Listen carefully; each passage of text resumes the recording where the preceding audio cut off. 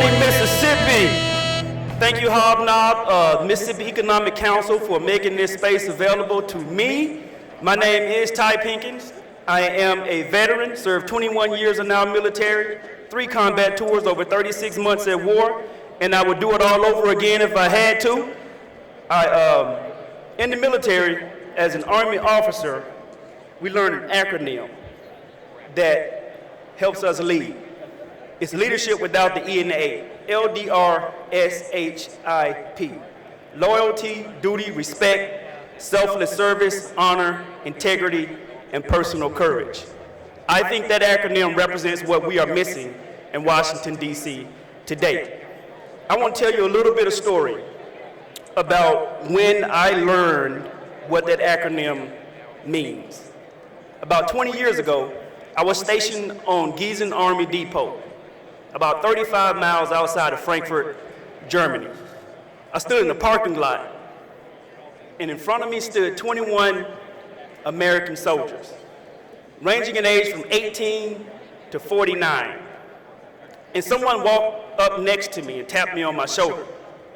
And he said, "Congratulations, you're in charge. These are your soldiers." I said, "Okay, this is what I've been trained to do as a military man." At that point in time, I had 10 years in the Army. And so I got ready to address my new soldiers. Then he tapped me on the shoulder again. He said, "Oh, and by the way, you're going to war in 10 days. This is in 2003. So a weight was put on my shoulder then, because that's not something that I expected. And so that day, standing in front of those soldiers, I made 3 promises to them.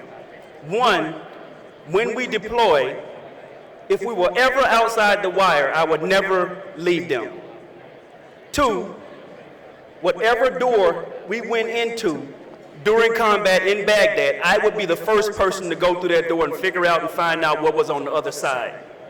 And the 3rd promise I made to those 21 soldiers was that each and every one of them would come back home safely to their families. I made those 3 promises before we deployed. 10 days passed, and we fly into Kuwait, and we drive across the desert, and we stop in Baghdad. The first few nights we slept on the ground, looking up at the stars while bombs were exploding all around. And so we finally moved into one of Saddam Hussein's blown out palaces. And one morning, about 6 months after we got there, I heard our combat radio go off in the other room. And on it, it said that there was another unit that was in trouble in the middle of Baghdad. So I kicked the concrete wall next to my bed and woke my soldiers up, because we were on quick reaction force, meaning that we had to respond to whatever was going on in that moment. And we twisted and we turned through Baghdad and we stopped. And about 100 yards ahead of us, we saw an American Humvee. It was smoking. We drove about 60 more yards and we stopped. And we saw that it was pushed to the side of the road. And we drove about 20 more yards and it stopped, and I got out and I walked up to the Humvee. And I walked over to the passenger side and I looked in the window and I saw what was left of an American soldier. I saw what was left of an American soldier. So we served the rest of our tour. We got to the 12-month mark, and I stood there on a tarmac, and I watched 21 soldiers get on a military aircraft in Baghdad.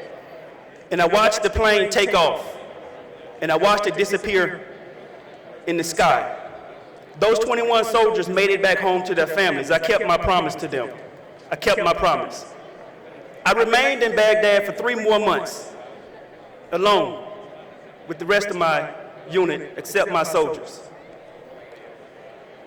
Then I got on a plane, and I sat on that plane with about 100 other soldiers. And what was not known was that 6 months into the tour, halfway through that tour, my contract with the Army had expired. So I finished the last 6 months of my contract with the Army without a contract, not signed up, and I would do it again. And on that flight there was a guy standing next to me. His name was Sergeant Zapata, and my commander, and they stood up, and two soldiers unfurled an American flag. And I raised my right hand and I swore an oath to support and defend the Constitution of the United States against all enemies, foreign and domestic. And I served 11 additional years in the military, culminating in a 21-year military career. That oath means a lot to me. On January the 6th, regardless of whether you are a Republican, a Democrat, white, or black, whatever your religion is, that day hurt us. It hurt bad, and it still hurts. And that's why I think that acronym represents what's missing in Washington, D.C. today. Loyalty, duty, respect, selfless service, honor, integrity, and personal courage. Personal courage is the biggest of those that are missing in Washington, D.C. We have some leaders, like my opponent, who don't have the personal courage to do the right thing. When you vote against veterans' benefits, when they've been exposed to toxins in 2022, personal courage is missing because my opponent voted against that. When you vote against FEMA funding, after the Gulf Coast has been hit by Hurricane Katrina, and after tornadoes ravage our state, that's a lack of personal courage. When you vote against middle-class tax cuts like he did in 2022, that's a lack of personal courage. When you vote against the Inflation Reduction Act, that's a lack of personal courage. When you vote against immigration reform that your own party has written, that's a lack of personal courage. My favorite acronym, leadership without the ENA. Loyalty, duty, respect, selfless service, honor, integrity, and personal courage. We have an election that's coming up in about 5 days. I'm a proud son of the Mississippi Delta. I love the dirt in this state. It is serious. I'm a proud son of Mississippi, and I tell everybody that, including the people in the 31 countries that I've served in.